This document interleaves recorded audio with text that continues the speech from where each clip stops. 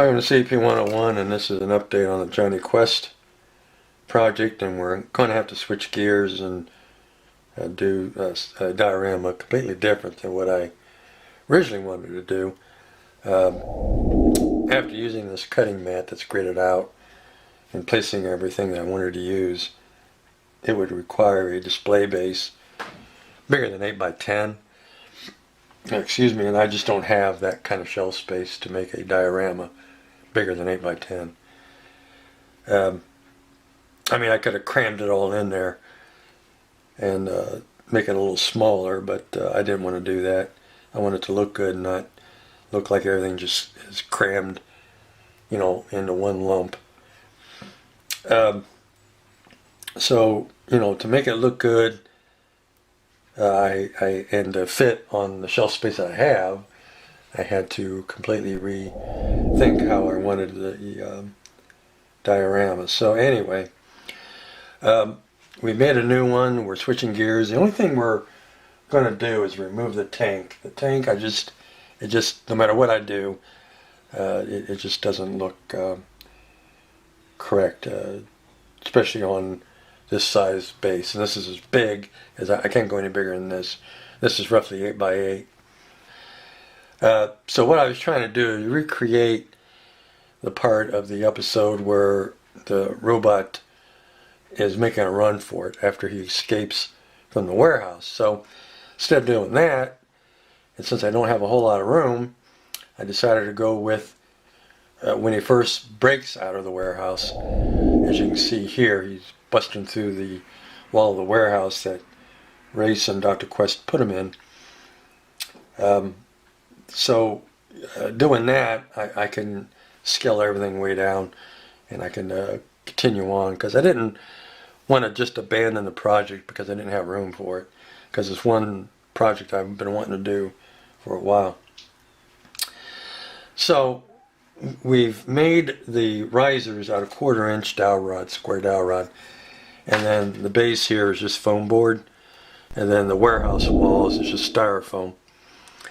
And it's all held together with tacky glue, which does a pretty good job of keeping everything all put together. Holds pretty good. It's pretty rugged for just cheap stuff. We got a couple supports in the back to support the wall, so that makes it much more durable. We just used a lot of white glue, and that keeps the wall pretty rugged.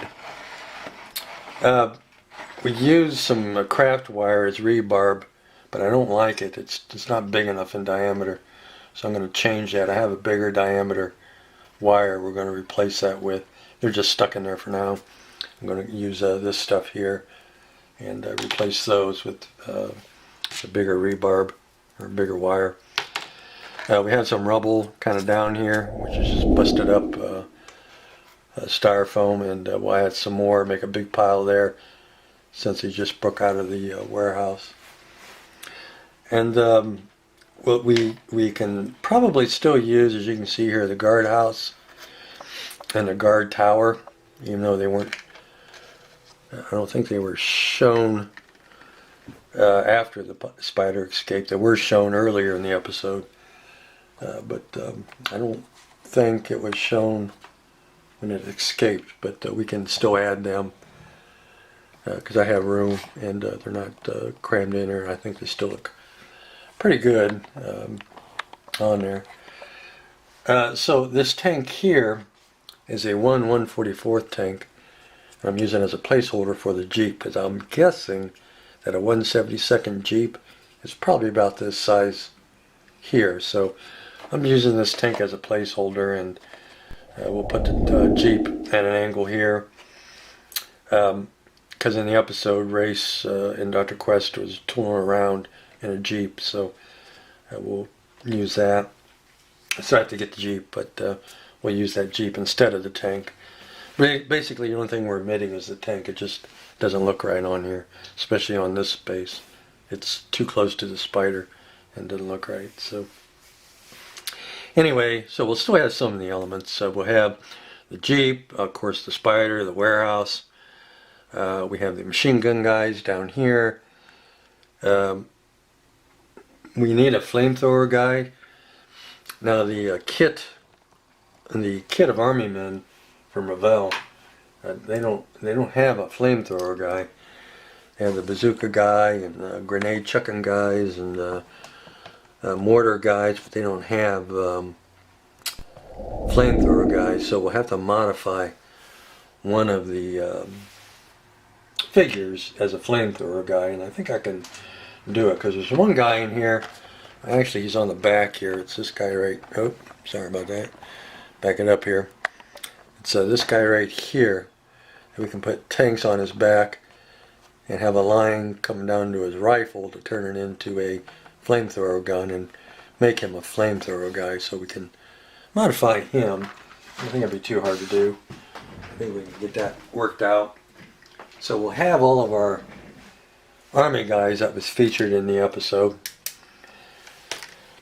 The tarmac I have pencil lined using a pencil, and then what I'll do is I'll mask that and do some pre-shading. Then we'll paint the tarmac some shade of gray. Up here in the cartoon was all grass, and then of course we have the foundation wall and then the wall of the warehouse or Dr. Quest's lab that the spider is breaking through. So I hope, I don't know, today I just had treatment. I don't know if I'll get around to doing any painting today, but maybe tomorrow or maybe later on tonight I'll sit down here and start putting some paint on things and start getting them painted. But that's kind of sort of what we're going to do. That's the direction we're heading with the Jonny Quest. As I said earlier, I didn't want to just abandon the project because I didn't have room for it. I still wanted to do it, and I just had to adapt and just kind of change how I wanted things, and so we still can end up with a nice Jonny Quest display. So I think that's all I got. So we've gone on long enough. So hopefully we'll have another update soon with some paint on this, and I think it'll be pretty cool. Alright guys, that's it. Take care, stay safe, and we'll see you in our next update.